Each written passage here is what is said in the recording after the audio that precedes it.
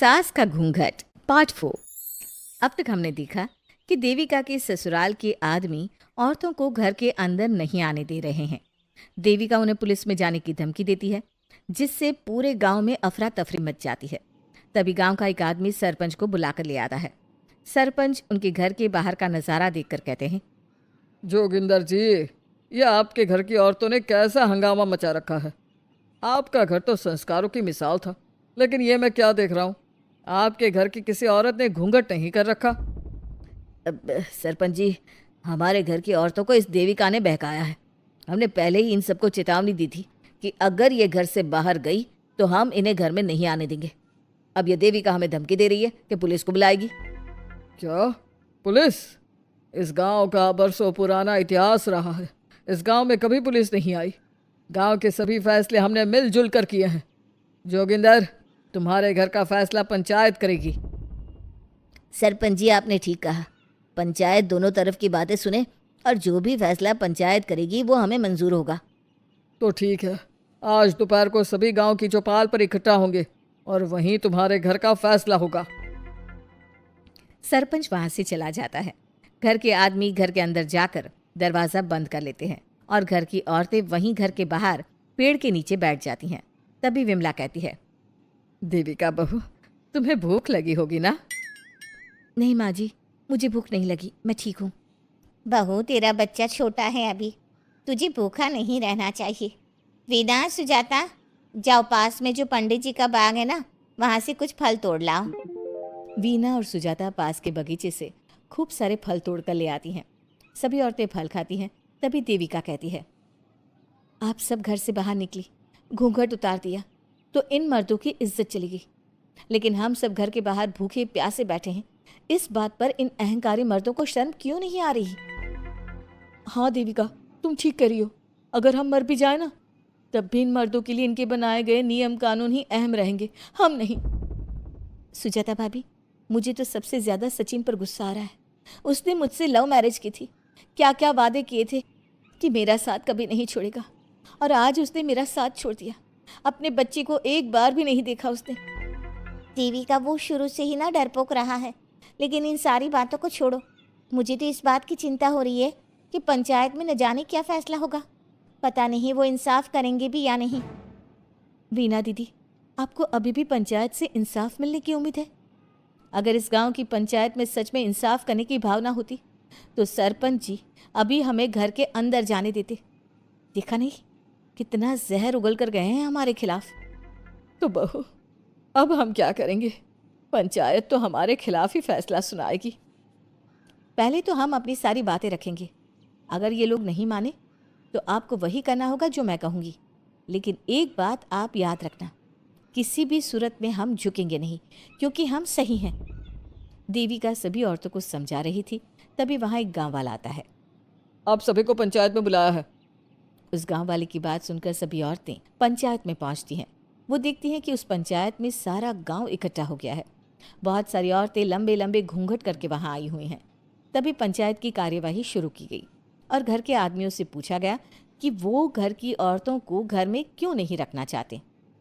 हमारे घर की औरतें ना तो घूंघट उतारती है और ना ही किसी डॉक्टर से इलाज करवाती है, और हमारे मना करने के बाद भी इन सब ने घर से बाहर कदम रखा, हमसे ऊंची आवाज़ में बात की। हमने इन सबको चेतावनी भी दी, लेकिन इन्होंने हमारी बात नहीं सुनी। अब यह सभी औरतें हमारे घर में नहीं रह सकती। अब औरतें अपना पक्ष रखें। ये कानून की किस किताब में लिखा है कि औरतों को घूंघट करना चाहिए? और अगर मेरे ससुराल की औरतें मुझे डॉक्टर के पास ना लेकर जाती तो ना मेरा बच्चा जिंदा बचता और ना ही मैं। लेकिन दाई अम्मा से हम इलाज करवा रहे थे ना। दाई अम्मा को कुछ समझ में नहीं आ रहा था। देविका का इलाज दाई अम्मा के बस की बात नहीं थी। काफ़ी देर तक दोनों पक्षों में बहस चलती रही। दोनों एक दूसरे पर आरोप प्रत्यारोप लगाते रहे, लेकिन दोनों पक्षों की बात सुनने के बाद पंचायत ने जो फैसला लिया उसके लिए तो देविका पहले से ही तैयार थी।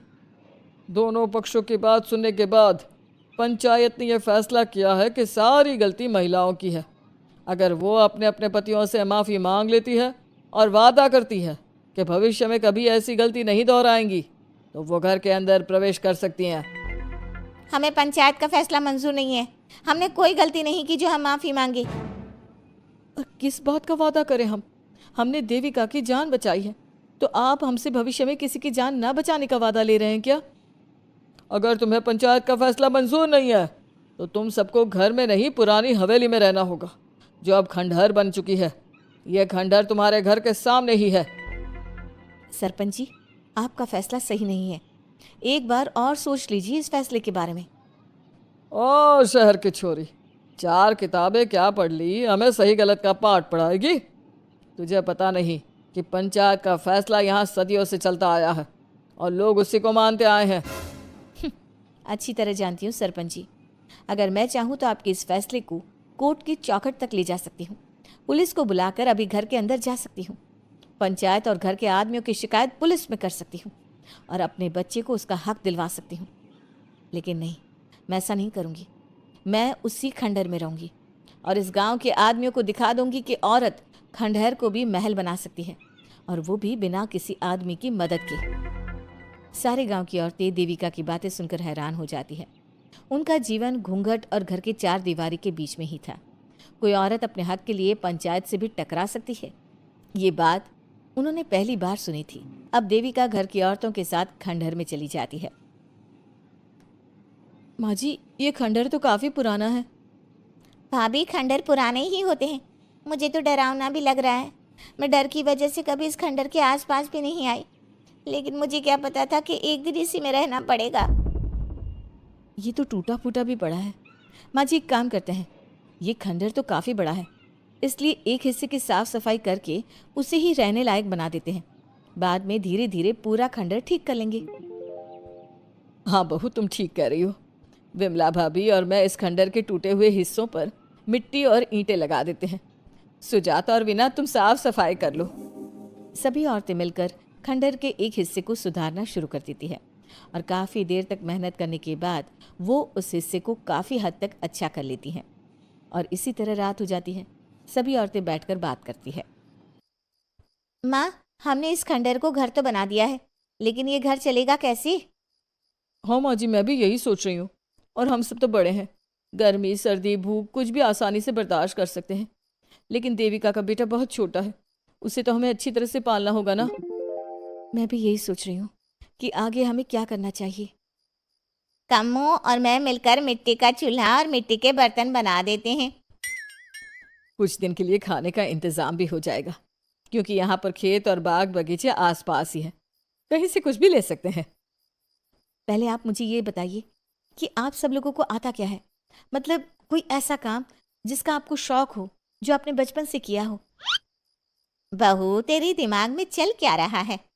माँ जी, बहुत कुछ चल रहा है। बस अब हमारा सारा ध्यान इस बात पर होना चाहिए कि हम अपने लिए अच्छे से अच्छा क्या काम कर सकते हैं। आप सब हिम्मत से और समझदारी से काम लो, फिर देखना हम इस खंडहर को भी महल बना देंगे। इसके लिए सबसे पहले हमें आत्मनिर्भर बनना होगा। देविका सभी को समझा रही थी, तभी उसका बेटा रोने लगा।